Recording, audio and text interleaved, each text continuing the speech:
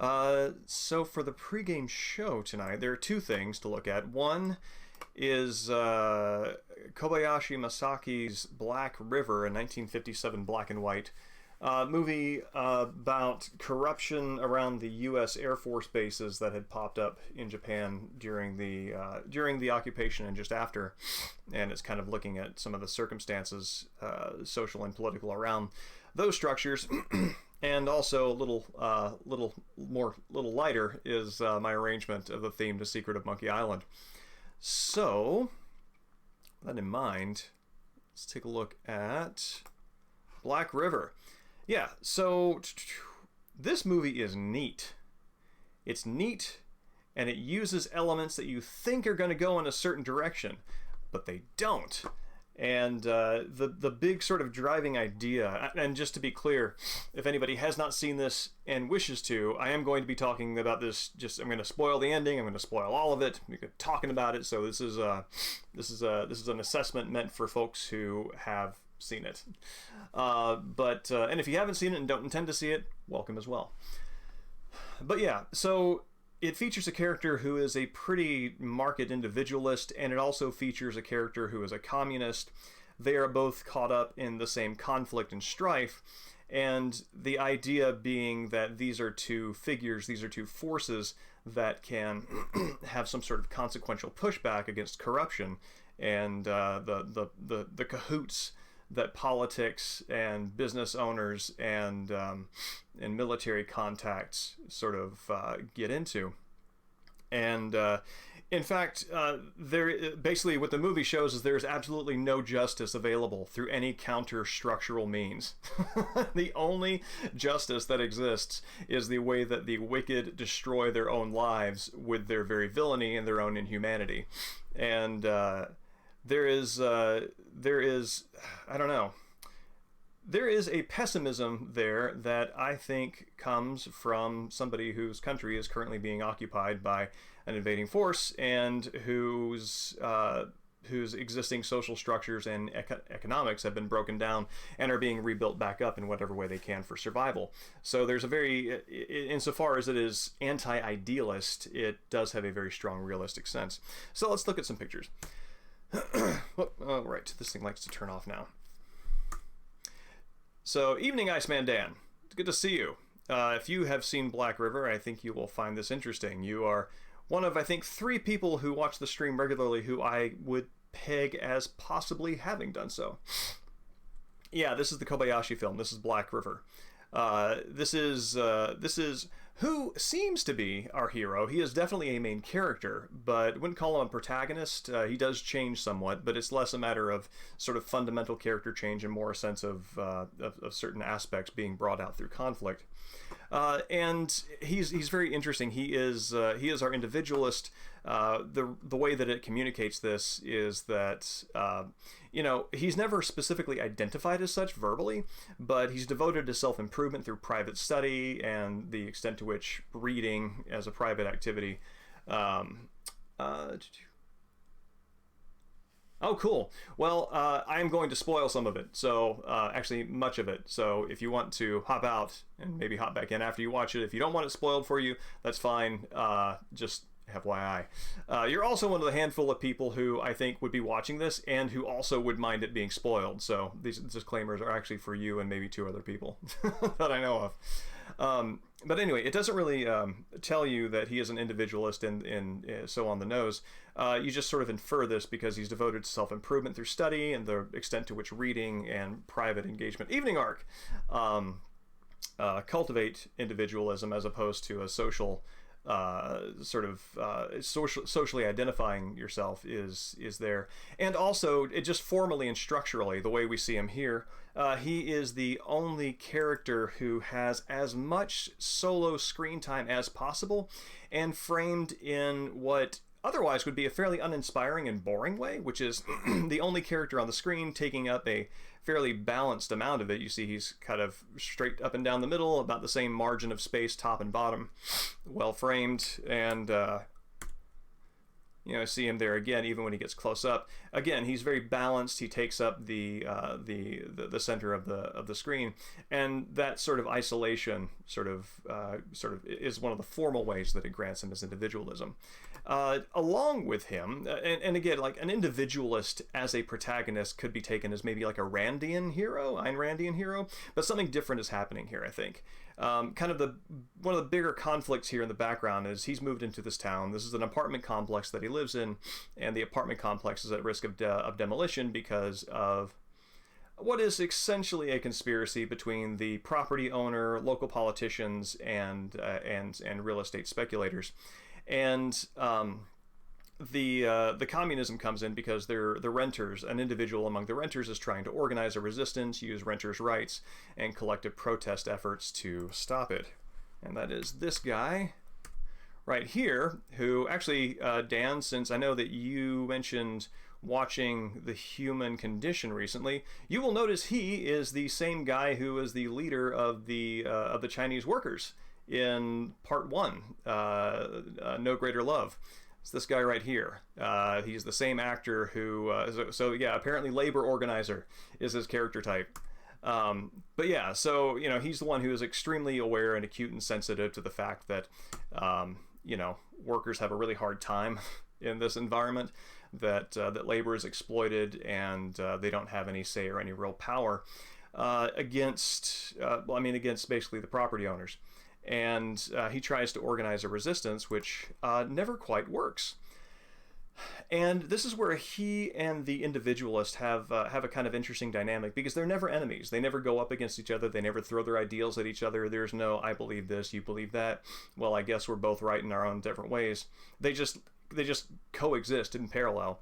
And the way the individualist sort of comes out in this is there's a moment where one of the residents... Oh, I know. The train scene is absolutely brutal. There have been a few other scenes similar to that in Holocaust films, and even though this one is the lower budget and uses much less sort of like it goes for a less sort of special effects realism, the acting and the performance and the framing is particularly terrifying.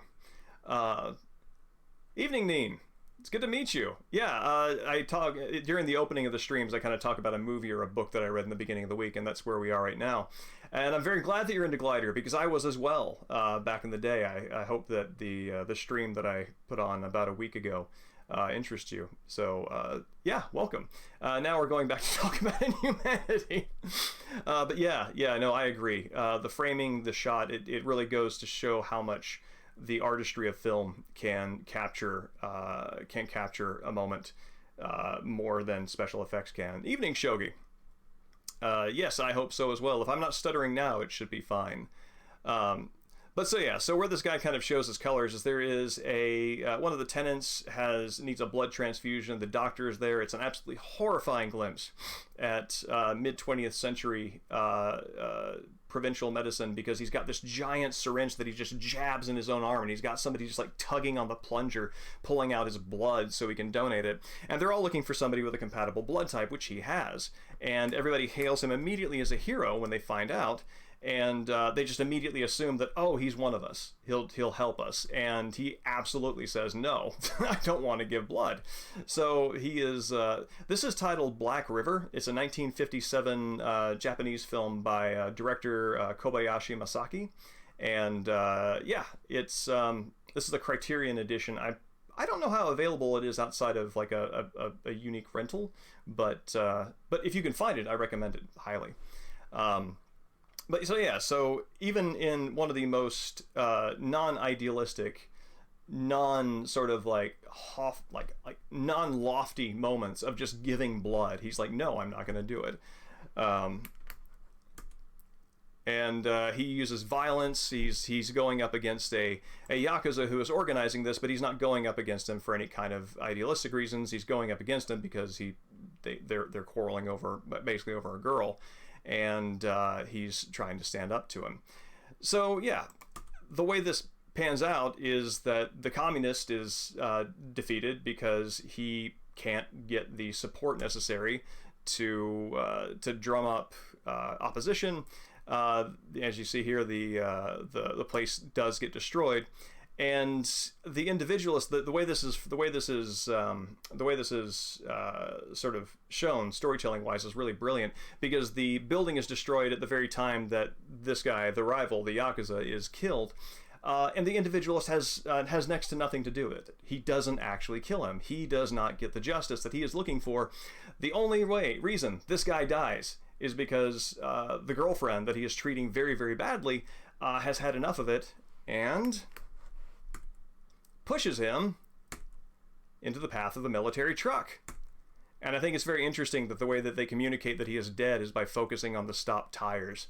That's lovely as a filmic communication. But so he's dead there. And ultimately what all this does is it builds up this individualist, it builds up this communist, and it shows both of them fighting against this systemic force that is taking away literally their lives, their livelihood, their ability to live. And neither one of them are effective against it. And it uses, you think that it's building up to a hero versus villain victory moment, but that doesn't even play out. It's entirely about how the villain ruins his own life because he's so wicked, and nobody, and the people who are closest to him will not stand for it anymore, at least the ones who have a shred of conscience. And that's what makes this really fascinating. That's what makes this a really neat movie, because it uses so many things that go in predictable directions, but absolutely doesn't. And whether or not, you can debate the optimism or the pessimism as you will, but in terms of how it tells its story, it's amazing. And so the other thing is, as I've mentioned on stream, I've been building an arrangement on banjo for the theme to Secret of Monkey Island, and it is coming along quite well, and I will share with you what that sounds like. 1 second. This is about 50 seconds long.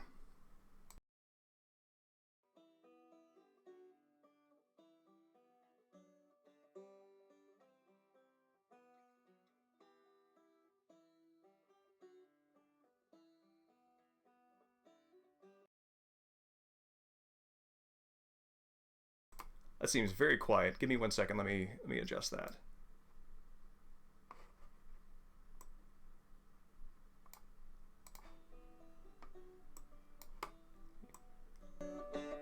There it is. I'm gonna restart this now.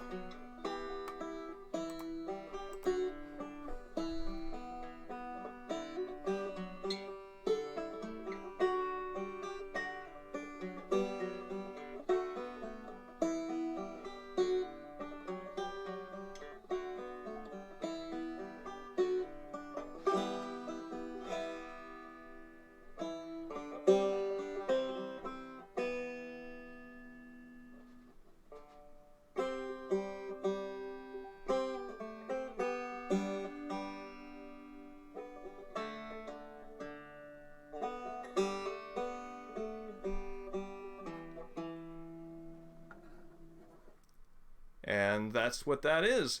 No, Shogi, I actually can't play any bluegrass. I only know Baroque music. I know a couple of video game songs. This is one of them that I'm adding to my my list. But no, I actually don't know how to play any bluegrass. But yeah, I feel that's coming along quite well. That's a practice video. It's very hard to get the banjo set up here on stream, so those recordings will be what they are until I actually get that finished, and then we'll try to perform. The very final part of that I'm actually quite pleased with, because the way that the bridge works in that theme is it bumps the theme up an octave, and that doesn't actually fit with the style that this arrangement is turning into, which is a sort of meditative harmonic rendition of it. And when you as soon as you get past fret 5 on a banjo, it starts getting very tinny and very, very tenor. And so what I found I could do is I could actually keep the melody on the octave that's normal, but then change the harmonizing note 1 octave, and that seems to create a similar effect. So yeah, but with all that in mind, now it is time for Secret of Monkey Island.